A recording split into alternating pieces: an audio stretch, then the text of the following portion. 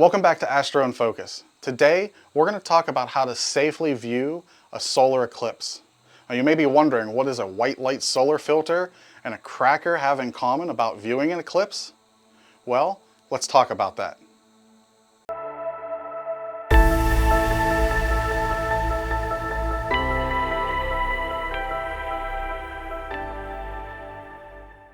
Every telescope manufacturer places a warning or a sticker on the telescope that says, "Do not point at the sun.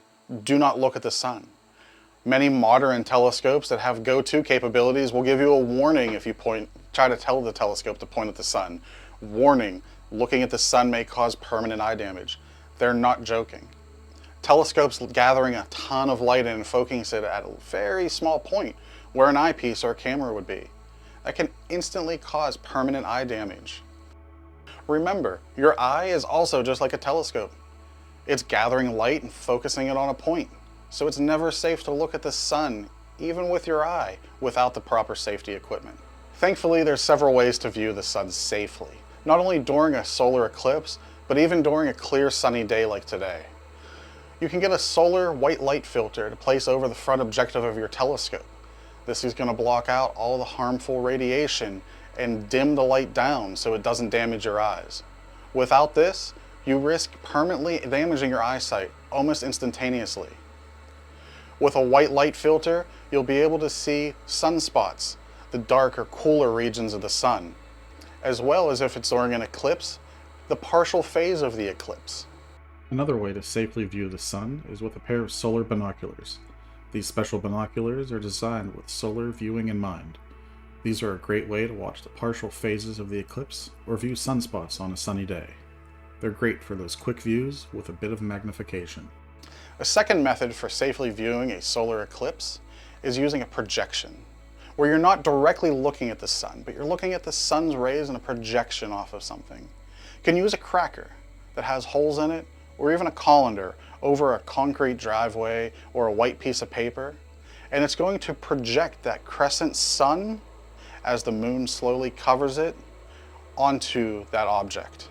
This is great for larger groups because with a telescope or binoculars, or unless you have enough eclipse glasses for everyone, only one person can look at a time. And remember, it's never safe to directly look at the sun without using that proper protective equipment. So you may be wondering why I have this telescope here pointing at the sun without a solar filter on the front. If you notice, it seem to be reflecting a lot of light. Why is that? Well, at the back of the telescope, I have a special filter called a Daystar Quark chromosphere. This allows safe solar viewing in the hydrogen alpha wavelength. Instead of the white light filter that allows you to see the sunspots in a yellow or white hue of the sun, this allows you to see the chromosphere, the surface detail of the sun, prominences that are flaring off from the edge of the sun and returning back, as well as sunspots. Now this filter sits at the back of the telescope right here, and in front of this diagonal I do have another energy reducing filter, and that's what you're seeing the effects of here. It's reflecting a lot of the sunlight and heat back out of the tube to protect that Daystar quark. This is a great way to view the sun, but it's not really meant for an eclipse. For the portions leading up to totality and after totality, it would work out great. But with a white light filter, during totality, you could just remove the filter nice and easily.